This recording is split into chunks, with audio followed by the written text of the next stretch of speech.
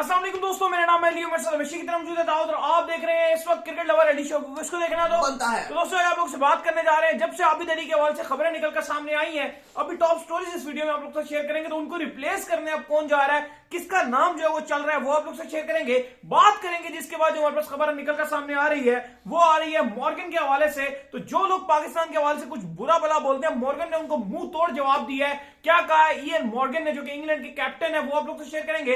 बात करेंगे जिसके बाद कि शाहीन ने चूज किया बाबर आजम और मोहम्मद रिजवान में से किसी एक को चूज करना था, उन्होंने किसको चूज किया है वो आप लोग से शेयर करेंगे। और बात करेंगे कि शादाब ने बताया है कि मेरी जिंदगी का सबसे मुश्किल बॉलर बैट्समैन कौन है, वो आप लोग को शेयर करेंगे। और लास्ट में बताएंगे तमीम इकबाल के हवाले से, जिनका अंगूठा हो गया था इंजर्ड, तो अब वो कहां वापस आ रहे हैं वो भी आप लोग को शेयर करेंगे। आपको बड़ा अच्छा लग रहा है अल्हम्दुलिल्लाह। अगर आप हमारे चैनल पर पहली दफा चैनल को लाजमी सब्सक्राइब कर लें, साथ के बेल आइकन को बजाना भूलिएगा। तो बात का आगाज करते हैं नंबर 1 खबर के साथ, जो कि हमारे पास आ रही है। तो सुबह जो नंबर 1 खबर निकल कर सामने आ रही है वो आ रही है हुरैरा के हवाले से। तो आबिद अली का जब से मसला बना है और लग रहा है कि आबिद अली अब मजीद क्रिकेट में हिस्सा नहीं ले पाएंगे, तो इसके बाद से लोग लगातार ये पूछना चाह रहे हैं कि फिर इनकी रिप्लेसमेंट कौन होगी, कौन आएगा कौन आएगा कौन आएगा, कैसे रिप्लेस किया जाएगा।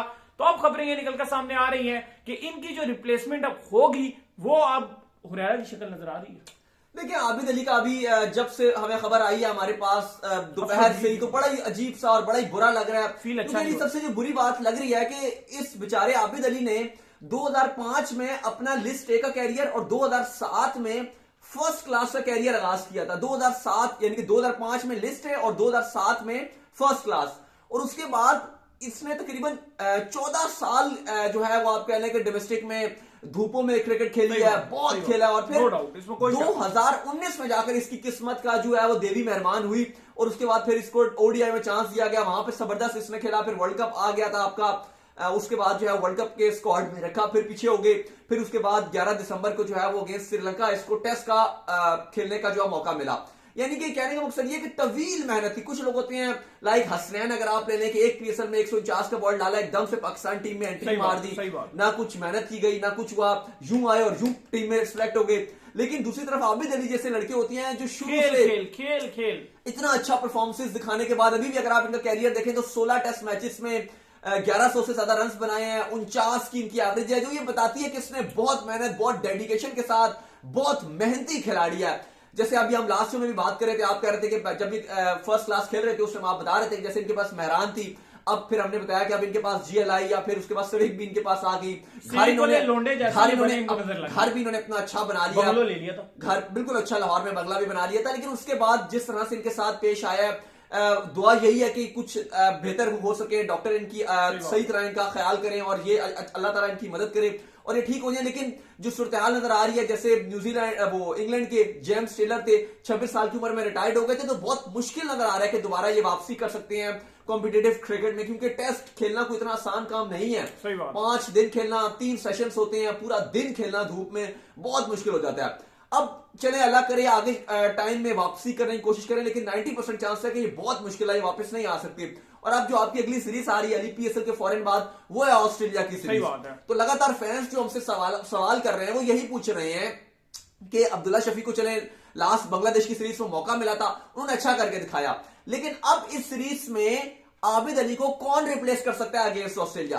तो देखिए, जो अभी तक जो आप कह रहे हैं कि जो रिप्लेस के लिए कैंडिडेट है बिल्कुल तैयार है। एक तो शान मसूद, जो न्यूजीलैंड के सीरीज में पैथेटिक परफॉर्मेंस के बाद एकदम से ड्रॉप हो गए थे, लेकिन अभी अगर आप देखोगे तो 4 मैचेस में 4 इनिंग्स में 3 सेंचुरियां स्कोर कर दी हैं, बड़ी फॉर्म में नजर आ रहे हैं। एक वो और एक मोहम्मद हुरैरा, शोएब मलिक के नेफ्यू, जो ट्रिपल सेंचुरी उन्होंने बनाई है, दूसरे यंगेस्ट ट्रिपल सेंचुरी करने वाले पाकिस्तानी बने हैं। और इसके अलावा 23वीं पाकिस्तान की सरजमीन पे ट्रिपल सेंचुरी बनी है जो हुरैरा के नाम रही है। तो हुरैरा और शान मसूद, ये 2 नाम है। और अली क्योंकि ऑस्ट्रेलिया के अगेंस्ट जो है वो 3 आपके टेस्ट मैचेस हैं, पहला आपका कराची में होगा, फिर दूसरा आपका रावलपिंडी में होगा, फिर तीसरा आपका लाहौर में होगा। तो लंबी सीरीज है, तो उसके लिए आप ये नहीं होगा कि आप खाली 2 ही ओपनर्स अनाउंस करोगे, आप तीसरा अपना बैकअप ओपनर भी अनाउंस करोगे। और ये बेस्ट टाइम होता है, मैंने देखा है कि जब भी इंग्लैंड होता है, ऑस्ट्रेलिया होता है, कोई भी टीम उनके यहाँ टूर पर जाती है, तो उनके जो यंग टैलेंट होते हैं, लाइक हसीब हमीद हो गए, इस तरह के लड़के जो होते हैं, यंग खिलाड़ी होते हैं, उनको वो बड़ी टीमों के अगेंस्ट डेब्यू करा देते हैं। अक्सर आपने देखा हैरिस को करवाया, हसीब हमीद को करवाया इंग्लैंड ने करवाया। तो हमारे पास भी पूरा मौका है कि अगर इसने इतना जबरदस्त परफॉर्मेंस दिखाई है, 300 रन इसने बनाए हैं, तो हम ऑस्ट्रेलिया के अगेंस्ट जो है इसको मैदान में उतार दें ताकि पीछे जितने लोग हैं जो डोमेस्टिक में यंगस्टर आ रहे हैं उनको पता चले यार इतनी अच्छी परफॉर्मेंस आउटस्टैंडिंग दो तो एकदम टिकट मिल जाता है आपको जाने का। ऑस्ट्रेलिया के अगेंस्ट वो रन भी बना देगा इन हाँ जी, कंडीशन में। हाँ जी। तो हुरैरा हो गए और शान मसूद हो गए, इन दोनों को ही स्क्वाड में शामिल किया जाएगा। अब प्लेइंग 11 में किसको मौका मिलता है वो तो चले वक्त बताएगा, वो तो फिर बाद में आगे जाके बात करेंगे। हो सकता है कि पहले टेस्ट मैचेस में शुरू में शान मसूद के साथ जाया जाए, क्योंकि अगर अब्दुल्ला शफीक को बाबर खिलाते हैं तो फिर उनके साथ एक ऐसा ओपनर रखा जाएगा कि जो थोड़ा एक्सपीरियंस कैंडिडेट हो।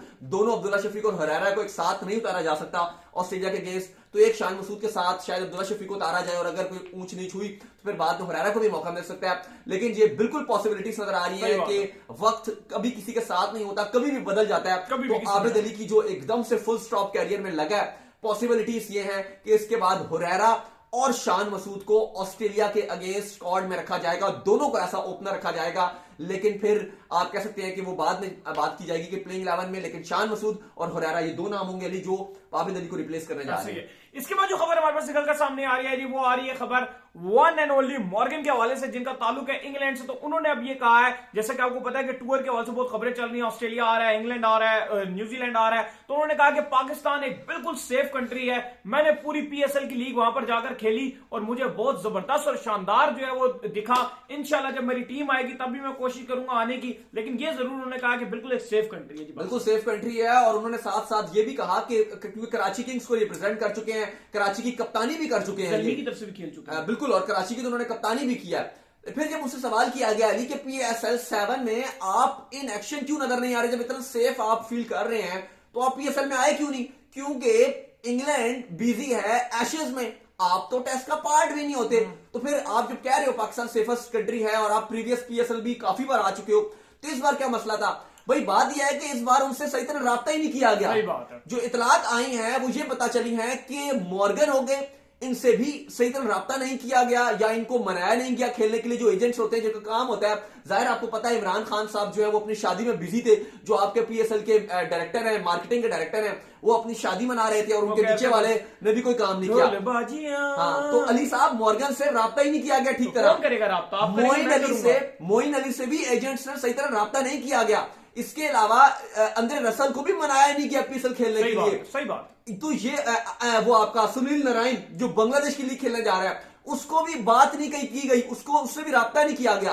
तो ये तो फिर ज्यादती है। मॉर्गन जैसा जो वर्ल्ड कप विनिंग कप्तान था 19 का, इसके बाद अभी आपका जो इसमें भी बड़ा अच्छा कप्तानी उन्होंने किया, आपका जो भी PSL वो वर्ल्ड कप गुजरा है, सेमीफाइनल तक लेकर गए थे, आखिर में न्यूजीलैंड ने हरा दिया था। 2019 में जितवाने वाला कप्तान कौन है? और बड़ी अच्छी कप्तानी कर रहे होते हैं। इवन IPL में उनको जो है वो कोलकाता नाइट राइडर जो शाहरुख खान की टीम है फाइनल में उससे कप्तानी करवाते हैं, हर कोई उनसे कप्तानी करवाता है। बिल्कुल गए थे। तो इतने शानदार, मतलब बड़ा नाम है भाई, ये धोनी के बाद इनका नाम चल रहा है कप्तानी में। इस टाइम अगर आप T20 या ODI की कप्तानी की बात करते हैं तो इनकी कप्तानी की बहुत वैल्यू और नंबर 1 इनको रेट किया जाता है। कप्तानी में सबसे बेहतरीन कप्तान रेट किया जाता है, क्योंकि इंग्लैंड को जिस तरह से वर्ल्ड कप जितवाया है, कहीं भी कप्तानी करते हैं शानदार करते हैं। लेकिन मजे की क्या बात है, अफसोस की बात यह है कि हमने उनसे ठीक तरह राब्ता ही नहीं किया, वरना वो आपको PSL 7 के ड्राफ्ट में इन एक्शन नजर आते। मैं कहता हूं अली अभी भी वक्त है, मैं कहता हूं अभी भी वक्त है। सप्लीमेंट्री कैटेगरी में जो 2 खिलाड़ी पिक करने हैं, जो सप्लीमेंट्री की 3rd कैटेगरी में पिक करने हैं